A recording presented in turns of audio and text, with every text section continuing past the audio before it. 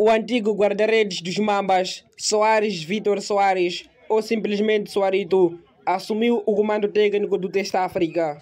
Soarito vai comandar a equipa com o objetivo de garantir a manutenção no Moçambola. Desafio, né?